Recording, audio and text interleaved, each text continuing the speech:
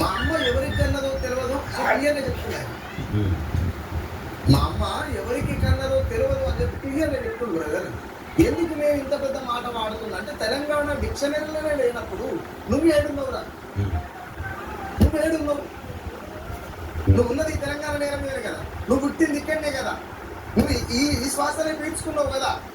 ఈ తెలంగాణ 60 ఏళ్ల సంది జరిగేటువంటి ఉద్యమాల్లో భాగంగా సిద్ధించినటువంటి తెలంగాణలో నువ్వు బుద్ధిగా బతుకున్నావు కదా.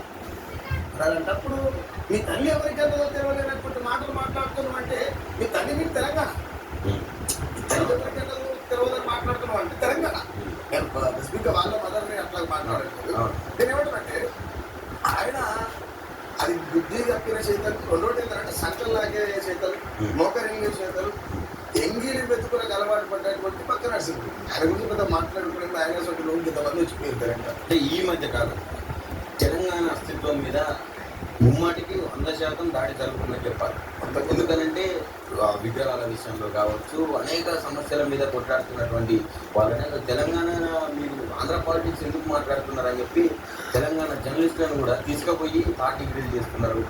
ఆంధ్ర నుంచి పోలీసులు వచ్చి బాజాబ్తా ఎలాంటి ఇన్ఫర్మేషన్ లేకుండా ఇక్కడ నుంచి తీసుకోవాలి. అంటే ఏం జరుగుతున్నారో తెలంగాణలో అసలు ఏ ప్రభుత్వం ఉన్నది, ఏం నడుస్తూ ఉన్నది, హోంశాఖ అనేది ఉంటుంది. ఏ పిఎస్లో పర్మిషన్ తీసుకోకుండా, ఎవరికి ఇన్ఫర్మేషన్ ఇవ్వకుండా ఆంధ్ర పోలీసులు బాజాబ్తా వచ్చి తీసుకెళ్ళిపోతున్నారు పరిస్థితి. తెలంగాణలో ప్రజల సేవలు కాంగ్రెస్ పార్టీ గెలిపించుకుంది. సరే ఓట్లు అమ్ముకున్నారా, కొనుక్కున్నారా, ఇంకేమైనా చేసేదనే విషయాన్ని పక్కన పెడితే కాసేపు తెలంగాణలో ఉన్నటువంటి అధికారంలో ఉన్నటువంటి పార్టీ 100 టీడీపీ పార్టీ. ఇప్పుడు 100 టీడీపీ పార్టీ. ఆంధ్రప్రదేశ్ కదా తెలంగాణ. నేను అదే చెప్తున్నాను. తెలంగాణలో ఉన్న అధికారంలో ఉన్నటువంటి పార్టీ టీడీపీ పార్టీ. కానీ చూపించుకోవడం కోసం మాత్రం ఇప్పుడు ఒక మిర్రర్ ఉంది. ఆ మిర్రర్లో మన ముఖం నడపాలని ఏం చేయాలి? వెనక నుంచి ఒక రంగాన్ని ఉండాలి, లేకపోతే ఒక అట్టపీకాలు ఉండాలి, ఏదో ఒకటి ఉండాలి.